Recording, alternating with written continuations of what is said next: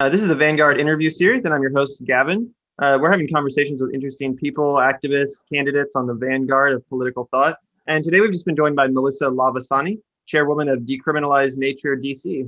How's it going today, Melissa? Going well. It feels like, we have last week was the country spoke as far as drug laws go, and I feel like we have some really great opportunities in the future. Yeah, absolutely. Zach and I were just talking recently about how it kind of seems like drugs are winning the war on drugs. You know what I'm saying? Absolutely. The data doesn't lie, and I think that people's eyes are awakening to what reality is around drugs and drug use. I think a lot of people use drugs on the down low and have been carrying that shame with them, whether it is for recreational use, whether it is to heal themselves in a therapeutic manner. And, I think that I like to think that our campaign has done a good job of creating a safe space to have these kind of conversations about this. And, I knew that before I started the campaign, I was very nervous about how it would be received. I'm a professional and a mother, and I would be openly admitting to the public that I used illegal drugs. And, I was worried about how that would be received. And, I learned throughout the campaign that once you tell your story honestly and you can talk about your struggle openly, people really relate to that. And there is no shame in this. And I hope that, this election continues forward and we continue to adapt these laws, and hopefully one day they'll just go away. And, but that's it. Like, that's the storytelling part. That's just so important. And it definitely feels like, there's something shifting within our society.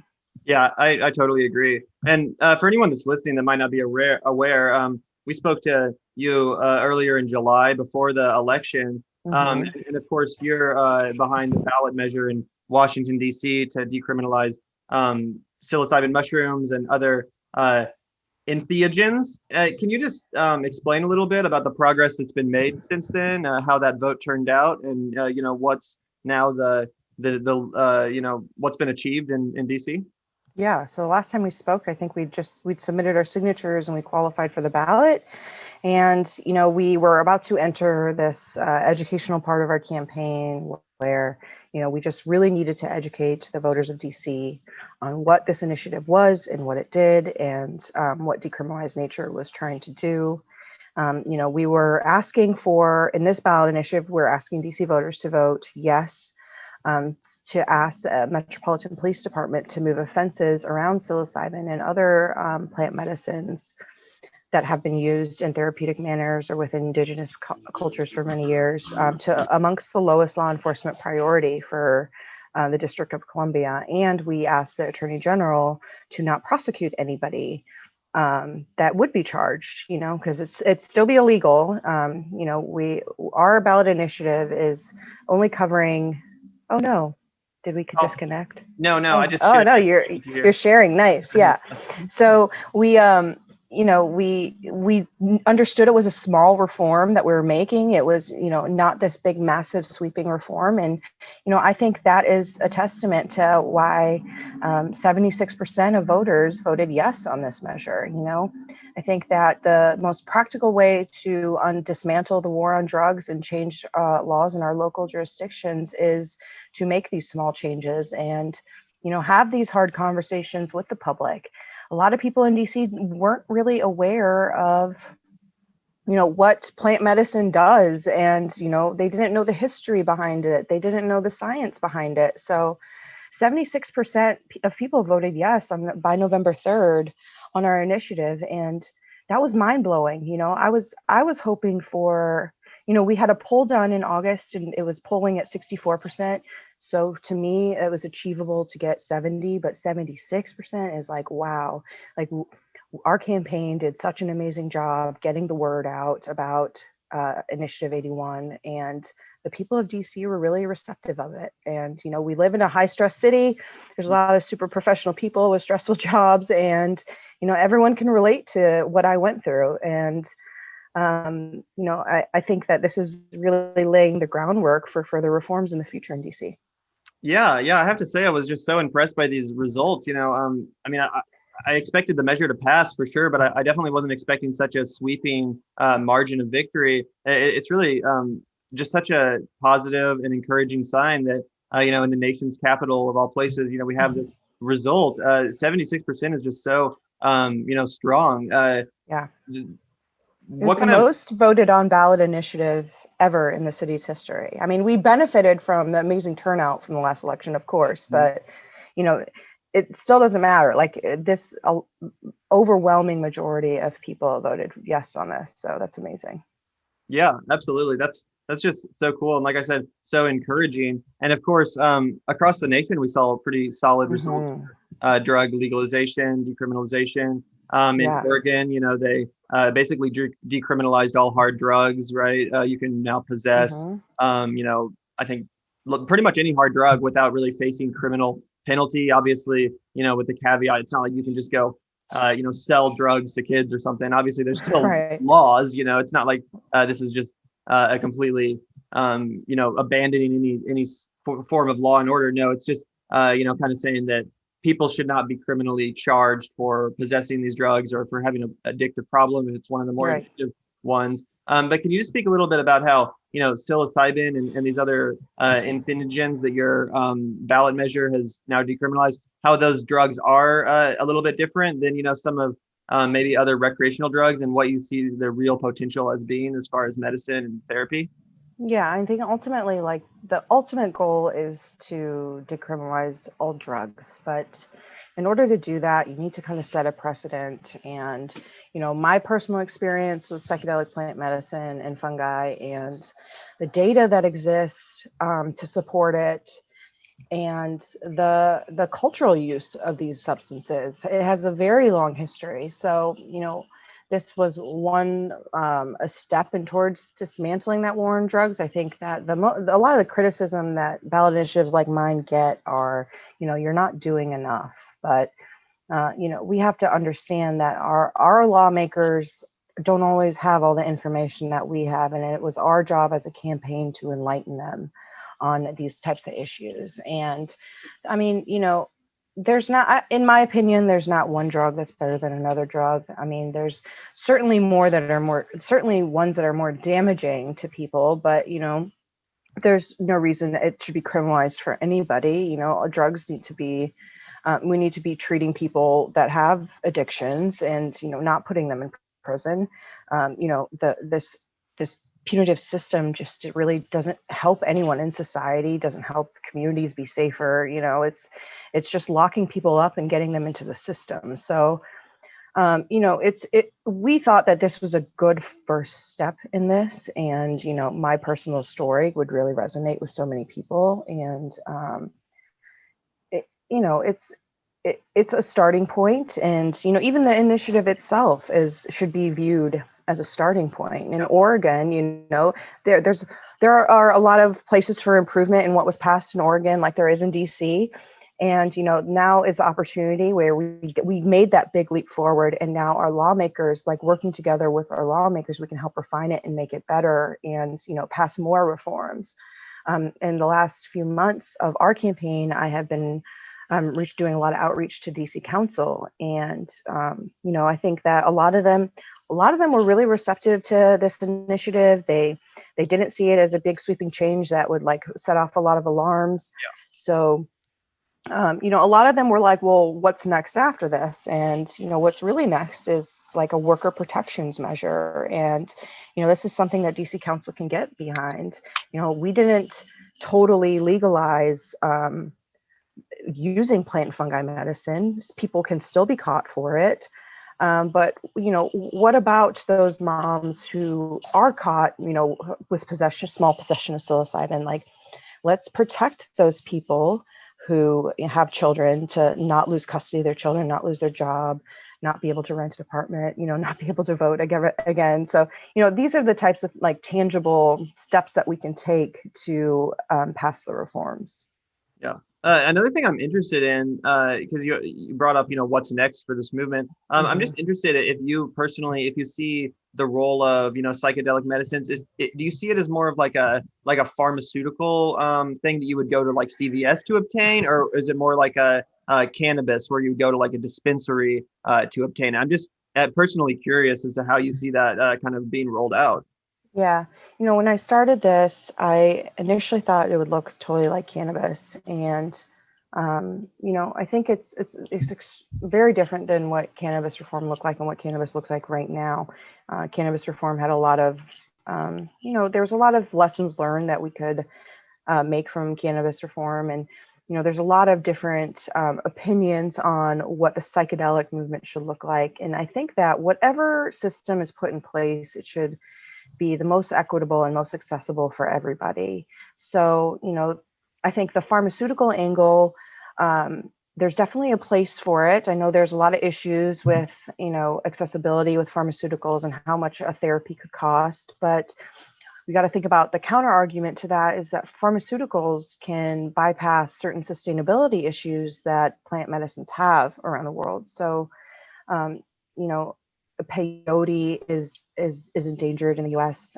Because of land development, people over harvesting it. It takes a long time to grow it. So, we tried to steer clear from peyote, but, now we're hearing that ayahuasca is in danger and iboga is having issues with scarcity as well. So, we got to be conscious of, not only is it a personal freedom issue, but these are sustainability issues that we need to be thinking about. And, there are cultures that are still using these substances, and we don't want to appropriate them and just over harvest everything just for the name of healing our country. So, I think that's where pharmaceuticals can come into play if the industry can just be held accountable to making sure it is accessible for all. But also, there is an argument for a dispensary type model, a regulated market to exist. I personally don't feel comfortable in a clinical setting with a pharmaceutical pill of psilocybin. I personally would rather eat it in its most natural form with my husband or other close loved ones that I trust and are experienced with this. That was my experience with psychedelics, was either a extremely personal use or, when I was doing ayahuasca, I was with a community of people. So I think that there isn't a one size fits all for this. It's definitely not going to be like this, the pharmaceutical industry taking everything over and, controlling everything like it has with other drugs. But, I think that especially in DC, there's an opportunity in DC to have like this really hybrid model of, what Oregon has passed, which is a therapeutic model sitting with a licensed therapist, and what Oakland has just introduced, which is really a community-led model where you go to, it's not, heavily regulated by government, and it is just the community kind of running the show there that allows like the community healers to kind of dictate what happens. So I think down the road, after we fully implement Initiative 81, we can then start having conversations of what this landscape looks like here. But there's definitely room for both. Yeah, that's really interesting, and I like the fact that you brought up peyote too. I didn't realize that it was under threat of being over harvested, but yeah, it seems like a lot of the movements for to decriminalize nature kind of specifically focus a little bit on psilocybin with the imagery and mushrooms and everything, but this movement does apply to all of these natural plant-based medicines, correct? Yes, yeah, and we highlight psilocybin the most because that's the one thing in our initiative that most people identify psychedelics with. It's the one headline that all the journalists run. It's like magic mushrooms. So as people are familiarity with that, it's a way to bring people into what we're talking about. It's definitely the most sustainable option. You can grow psilocybin in your home and it doesn't really impact the environment. So it's a great medicine. You just need to people just need to be educated on it and, make sure that's used safely.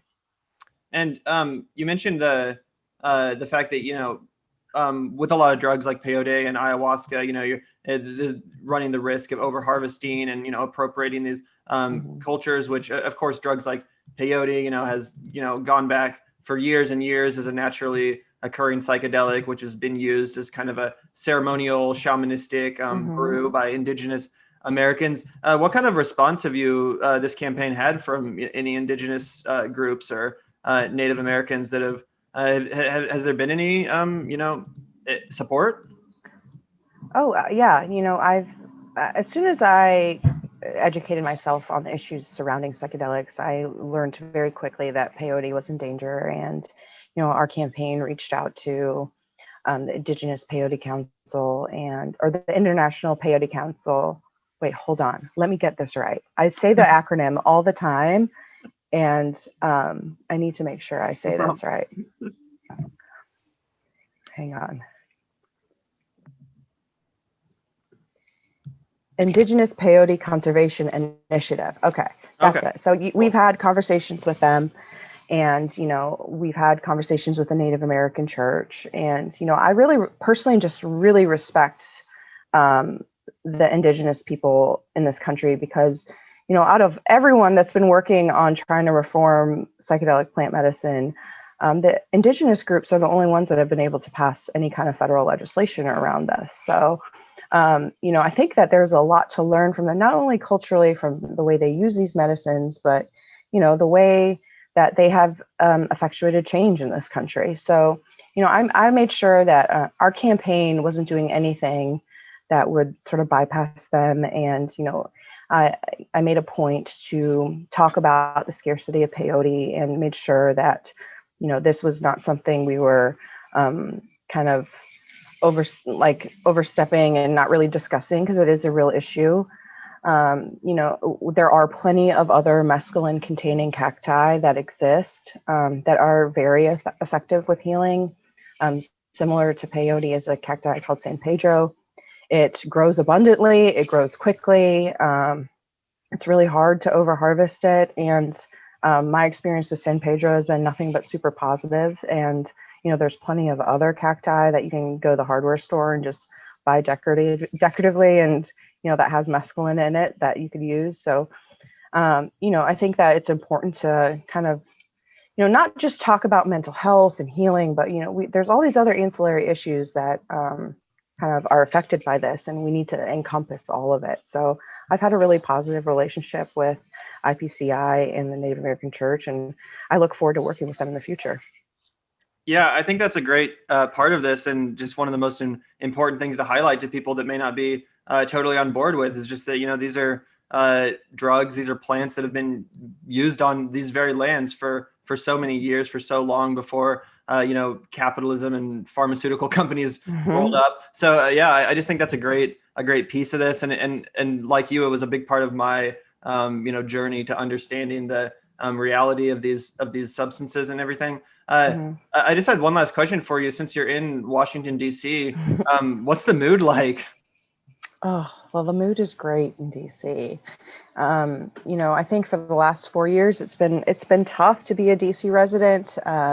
We are a super democratic city, and I think the presidential election was kind of a relief, weight lifted off of us. But I think that Initiative 81 passing on November 3rd, the actual election night, and with all the chaos going on with all the other elections, this was really like a positive, like a bright light for the city.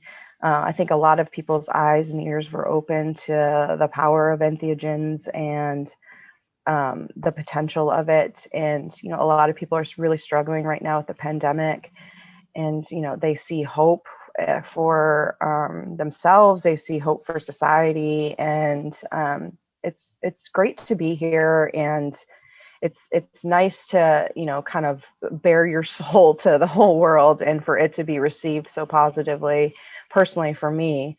And like it's kind of like we're working on a city initiative. This is a local DC thing, but this is the nation's capital, and we're uniquely positioned to elevate this conversation to our federal government. So, I look forward to those conversations. And, I think that after we pass with such overwhelming support, that we will hopefully be an inspiration for other cities to pass initiatives like this, whether it is by a ballot initiative or talking to your city legislators to get something through, just directly through them. I think that in Ann Arbor, over the summer, was it over the summer? I don't know. Time is like a warp for me from the campaign.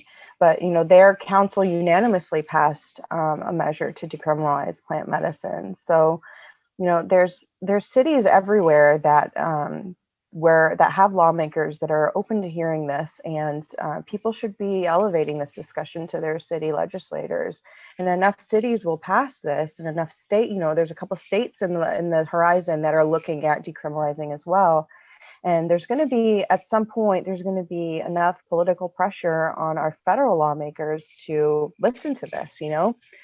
At some point, these are going to be their constituents that have passed these laws. And the more cities that do this, the more pressure it puts on our federal government. And, hopefully we can have some discussions about what allocating research dollars looks like to institutions that are researching this and descheduling these substances. Because just looking at the research alone right now, for these things to be Schedule 1 drugs with no medical value and to cause extreme harm to society, it's just ridiculous. And we're uniquely poised to take this conversation to the next level for sure.